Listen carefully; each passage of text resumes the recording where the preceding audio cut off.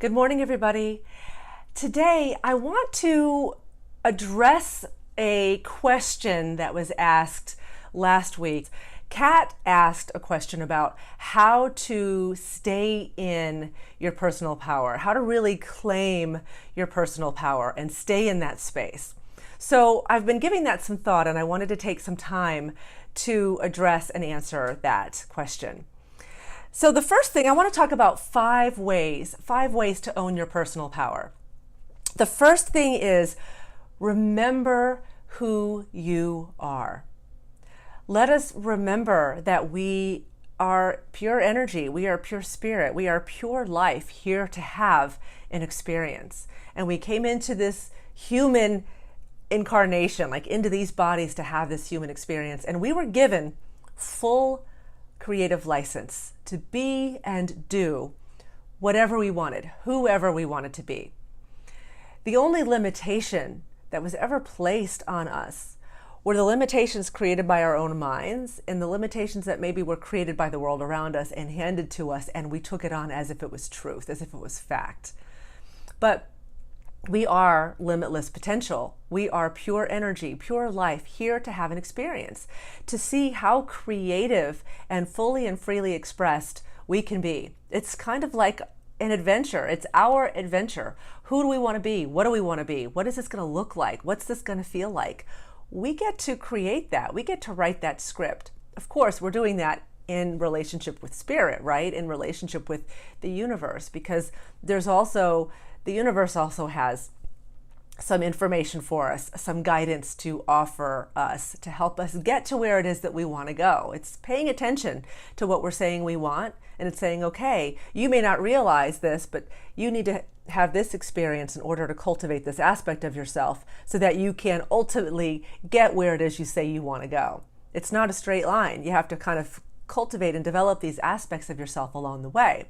So even though we may be feeling challenged at times, even though things may not always feel smooth and easy and graceful, if we can remember the truth of who we are, we're here having an experience to be fully and freely, creatively expressed. And so continuously coming back to an awareness of that, remembering who we are. We are pure love, pure truth, pure life, pure energy, pure spirit. And so maybe there's an affirmation to work with or a mantra to work with. And whatever that might be for you, that could be the thing that you remind yourself of every day when you're feeling challenged, when you're feeling maybe not so strong and powerful, is I'm remembering the truth of who I am. I am here to be fully and freely expressed. Maybe that's the mantra. So that's number one. Remember who you are. And then number two, choose your tribe wisely. You want to surround yourself with people that align with you and your energy and your vision for the life that it is that you want to create. I recently heard somebody refer to this as a tribe audit. She said every now and then you've got to audit your tribe, and you've got to make sure that you're surrounding yourself with people that are in alignment with where you're headed. If they're not, then maybe decide how close you bring them into your inner circle. I don't remember exactly who said this, but the quote is something like, you become the 5 people that are closest to you. So if you look at your inner circle, those are the people that you bring in closest to you. Who are those 5 people? And do a tribe audit. Is this really lining up for me and for them? And if it's not, maybe it's time to make some adjustments. And I'm not saying that you write people off or that you judge people and you eliminate them from your life, but maybe you don't spend quite as much time with them. Because if your number one goal is protecting your energy, right, and staying in alignment with this life that it is that you are creating, then you want to surround yourself with people that get it, that speak the same language, that are vibrating at a similar frequency as you. In fact, surround yourself with people that are maybe even vibrating at a higher frequency, that have something to offer you and something to teach you. When I was at that conference in Vegas, one of the things that the facilitator kept saying is, if you're the smartest person in the room, you're probably in the wrong room.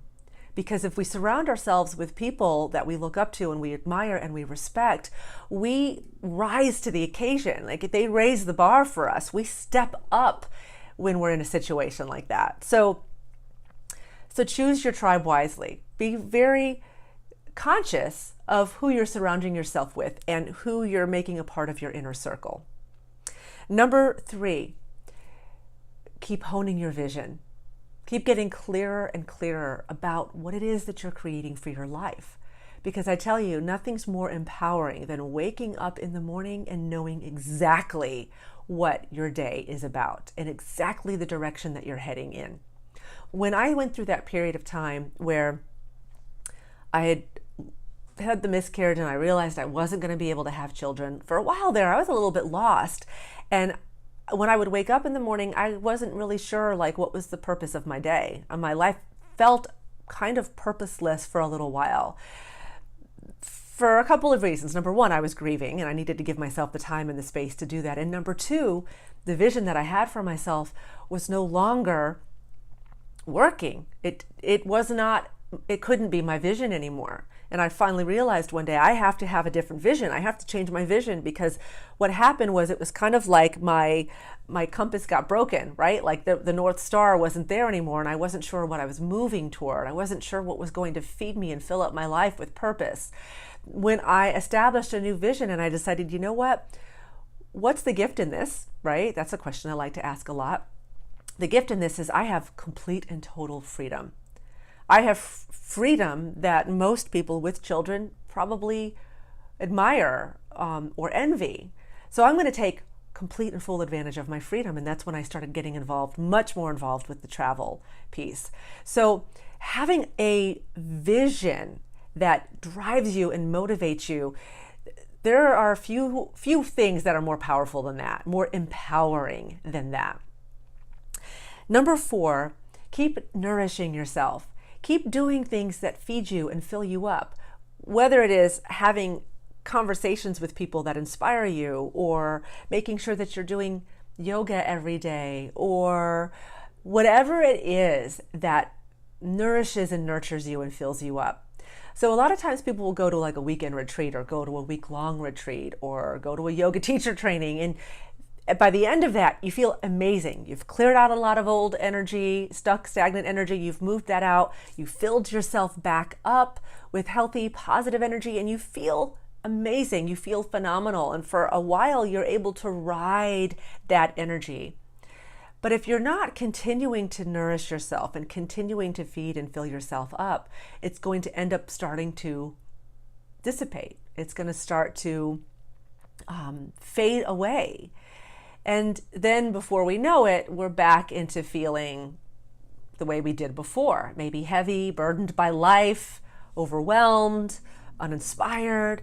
So little things that we do every single day are the things that nourish us, like noticing our self-talk, noticing the people that we're surrounding ourselves, noticing how we wake up and end the day. Like, how do I start the day? What are the habits that I'm engaging in the morning? What am I doing at night right before I go to bed? Because what you're thinking about at night before you go to bed and what you are thinking about in the morning when you wake up, that's working on your mind, right? That's shaping and influencing your subconscious mind, and therefore your entire day. So how could you be nourishing yourself every day? What little things could you be doing that serve and support you and keeping your energy level high so that you're vibrating at a high frequency? And that kind of ties into number 5, which is really paying attention to and noticing your daily habits. Small changes yield big results. So recently I was reading this book called The Compound Effect. So that was one of the things I was doing to nourish myself. I was waking up every morning and I was having my cup of coffee and I was reading for about 30 minutes. And this is a quick and easy read. It's not a deep, complicated read, but it was so inspiring. It did so much for my energy. And basically what he's talking about here is the fact that small habits, small changes yield big results. So for example, if somebody wants to lose 30 pounds and they decide, finally, I've had enough. I'm not doing this anymore. I'm losing this weight. And they get super motivated and they go out and they start working out for 2 hours a day and they do these drastic dietary changes. Well, the reality is that's not sustainable. And even if they lose the weight, as soon as they get back into whatever their routine is, they're back into their regular habits, they're probably going to put that weight back on again. But if you look at your diet and you say, you know what, I can cut out 100 calories a day, or I can cut out 200 calories a day. There's this one thing that I do that I don't need to be doing anymore. And maybe it means that you're not putting sugar in your coffee, or maybe it means that you're, whatever one small habit is, cutting out 100 calories or 200 calories a day. That's it. That's pretty doable. That's completely different from working out for 2 hours and drastically changing your diet, right?